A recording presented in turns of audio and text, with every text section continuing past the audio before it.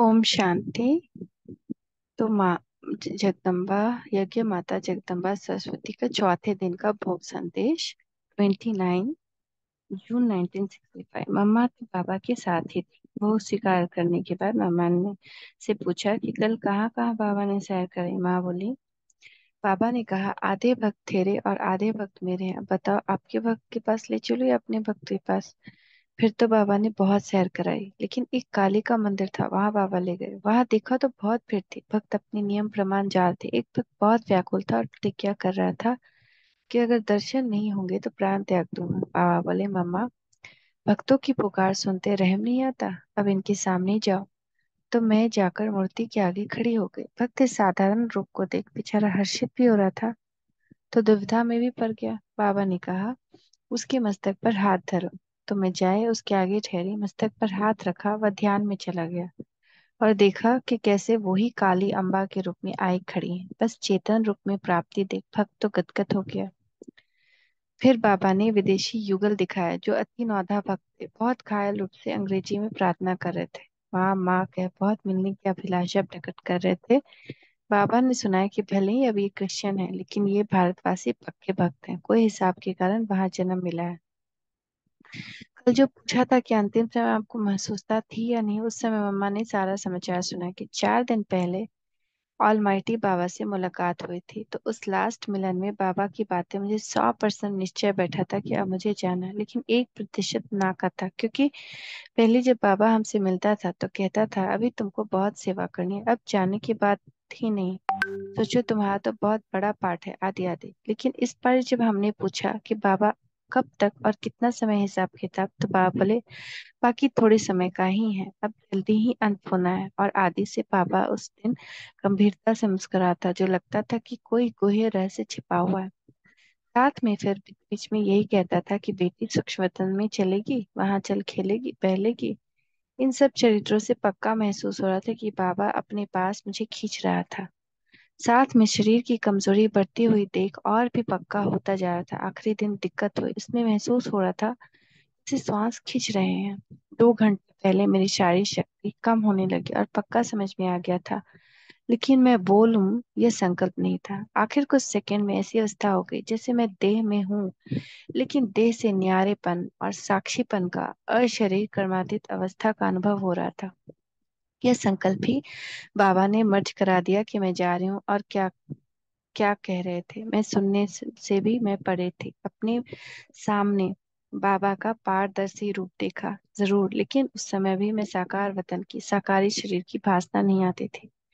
उसके बाद फिर हमने पूछा, मम्मा शमशान की सीन बाबा ने आपको दिखाई।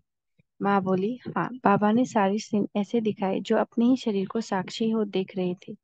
साथ में आप बच्चों के दृश्य को भी देख रही थी कि क्या क्या करते हैं, कैसे कैसे सबकी स्थिति है। 5वां दिन। आज वतन में भोग स्वीकार कराने के बाद माँ ने सब बच्चों की याद में हमको गिट्टी खिलाई। बाबा बोले कि बच्चे समझते हैं कि माँ से हमको ही प्यार है, लेकिन बाबा का भी माँ तो मम्मा से प्यार, इसलिए वतन में बुला लिया है। फिर मुस्कुराते हुए बोले, बच्चे समझते हैं कि माँ हमें भूल गई, लेकिन नहीं, माँ तो अभी भी बच्चों की सेवा में है। साकार में तो जहाँ रहती थी वहीं सेवा कर सकती थी, लेकिन अब तो चाहे जहाँ 1 सेकंड में पहुंच सकती है। मम्मा बोली, जैसे मैं सूक्ष्म रूप में हूँ वैसे ही तुम भी आत्मा रूप में रहेंगी तो महसूस करेंगे कि माँ कैसा सेवा कर रही है। इन 3 दिनों में बच्चों को सूक्ष्म में सेवा कैसे की है वो आगे सुनाऊंगी। उसके बाद हमने पूछा, आपका जब आह्वान कर रहे थे तो उस समय आपको क्या अनुभव हो रहा था। मम्मा बोली, आप सबके योग के आह्वान का प्रभाव पहुंचता तो जरूर था, लेकिन मेरा तो इस शरीर से संपूर्ण ही संबंध टूट चुका था, इसलिए फिर से वापस कैसे आ सकती थी। भले ही खींच होती थी, ऐसा महसूस होता था जैसे कोई चीज को अनेक चींटियां चटक जाती है और घसीट घसीट कर ले जाती है। वैसे सूर्य की किरणों के समान माइट की तारें हम आत्मा को आकर्षण कर घसीट रही थी। लेकिन कर्म बंधन खत्म होने का संकल्प ही नहीं होता था कि जाना है, तो कर्म कैसे हो सकता था। फिर मम्मा ने दुनिया की सारी रात जब आह्वान कर रहे थे तो बीच में 1-2 बार बाबा ने मुझे शरीर की चक्कर लगाकर आने के लिए भेजा था कि अनुभव करो कि शरीर के बंधन वश आत्मा का क्या हाल होता है, और शरीर के बंधन से मुक्त आत्मा उसी शरीर में जाती है तो कैसा अनुभव करती है। वह अनुभव करके आओ। भले ही 2 बार आई, लेकिन ऐसा लगा जैसे कोई पराई जगह चक्कर लगाने आया हो, और शरीर बहुत ठंडा हो चुका था, इसलिए भले ही आत्मा प्रवेश हुई लेकिन चुरपुर नहीं हुई। बाकी में आकर देख गई थी। इस पर हमने कहा, मम्मा आते जाते हम सबको 4 से 5 बजे तक 2 से 3 बजे भारी चेह बा, 2 से 3 बारी चेहरे पर मुस्कुराहट और चमक महसूस हुई कि माँ आई हैं और सबसे मिल रही हैं। ऐसे रोज रिहा कर स्थूल वतन लौट आई। छठा दिन, 30 जून 1965। आज जब हम गए तो माँ साकार बाबा से मिलकर लौटी थी और ऑलमाइटी बाबा को समाचार सुना रही थी। हमने पहुंचते ही मम्मा ने खुद ही बच्चों को याद प्यार का समाचार पूछा। बोली, देखो मैं साकारी रूप के बजाय अब सूक्ष्म रूप में मददगार हूँ। बच्चों को मेरा संदेश देना कि अगर माँ से प्यार है तो माँ का यही कहना है कि साकार में साकारी बाबा के मददगार तो अब तुम बच्चे ही हो। बुरे मददगार हो, चलते चलना, छोटी छोटी बातों पर ज्यादा मेहनत नहीं लेना। अब तो इस पाठ से जान गए हो कि समय बहुत नजदीक आ रहा है, न सिर्फ विनाश का लेकिन साथ साथ प्रभाव का भी समय नजदीक आ रहा है। इसलिए अपने को संपूर्ण बनाने में तीव्र पुरुषार्थी बनने चलो। फिर हमने पूछा, माँ सूक्ष्म में हम बच्चों की कैसे सेवा करती हैं? इस पर माँ समझा रही थी, अब स्थूल शरीर से तो पाठ खत्म हुआ, अब तो रहा रूह का रूह के साथ संबंध। तो जैसे शुरू शुरू में तुम्हें याद होगा कि मम्मा तुम्हारी रूह से बात करते थे, इस रीति यहाँ भी अभी हर बच्चे को रूह के मर्ज कर उनके कड़े संस्कार हैं, उन्हों को योग शक्ति रूहानी शक्ति से भस्म करने की सेवा चल रही है। ऐसे नहीं कि मुझे सब भूल गया है, नहीं।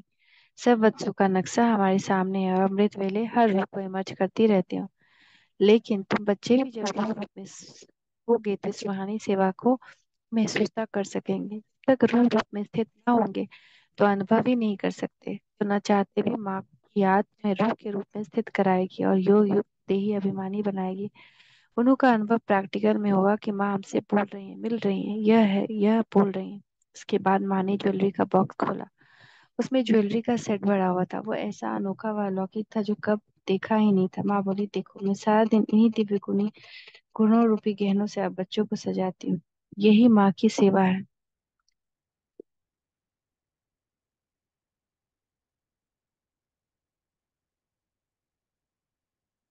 7वां दिन, आज वतन में माँ से मुलाकात करते समय समाचार की लेन देन करने के बाद माँ बोली कि पापा हमें वहां से ले चला जहाँ विनाश की तैयारी हो रही है। वहां बहुत नाजुक हथियार तैयार पड़े थे, साथ में मार्शल लोग प्लान बनाए तैयार कर। सिर्फ 1 सेकंड की देरी है ऑर्डर मिलना शुरू करने की। तो बाबा ने कहा, ये विमान इसलिए दिखाए हैं कि देखो, एक तरफ विनाश की तैयारी है, दूसरी तरफ स्थापना के निमित्त आपकी शक्ति सेना की स्थापना की तैयारी कहाँ तक है। तो स्थापना और विनाश की तैयारियों में दिन रात का फर्क था। इस पर मम्मा सुना रही थी कि देखने में ऐसा आता था कि अब बच्चों का पुरुषार्थ कोई समझाने से तीव्र नहीं होगा, लेकिन एक तरफ कुछ विनाश की रिहर्सल, दूसरी तरफ फिर से प्रभाव का भी समय नजदीक आ रहा है। तो उसमें बच्चे की बुद्धि बिजी हो जाने से ही पुरानी बात व पुराने संस्कार मिट जाएंगे। अब भले बच्चे कहते हैं कि हम बिजी हैं, लेकिन सबकी बुद्धि बिजी नहीं है। भले मुख बिजी है लेकिन बुद्धि बिजी होनी चाहिए। बाद में फिर बाबा ने एक कोई रहस्य सुनाया कि देखो, विनाश का कार्य अब क्विक चल रहा है, 1 सेकंड में बुद्धि को टच कार्य करा लेते हैं। इसी रीति से अब स्थापना का कार्य भी जल्दी जल्दी होना है। इसलिए मम्मा को भी सूक्ष्म वतन वासी बनाया हूं, ताकि वह भी बुद्धियों को प्रेरित कर स्थापना का कार्य जल्दी करा सके और प्रभाव निकल जाए। इस प्रकार थोड़े ही समय में तुम बच्चे अंतवाहक शरीर द्वारा अंत प्रेरणाओं से की हुई माँ की सेवा का प्रभाव देखते जाएंगे। देखो, शुरू शुरू में जब प्रेरणा व टच होंगे होकर तुम लोग आई तो कितनी जल्दी स्थापना हुई और मेहनत भी कम लगी और अनन्य रत्न भी कितने निकले। अब देखो कितनी मेहनत और कितना समय लगता है। तो अंत में फिर अब टचिंग का ही पार्ट चलना है। इसलिए बच्चों को यही समझना चाहिए कि अब समय बहुत नजदीक है। ऐसा ना हो कई पॉइंट मिसल ब्रह्मा की 100 वर्ष की आयु है, अब इतना समय पड़ा है आदि किसी भी आधार पर न ठहर पुरुषार्थ करते चलो।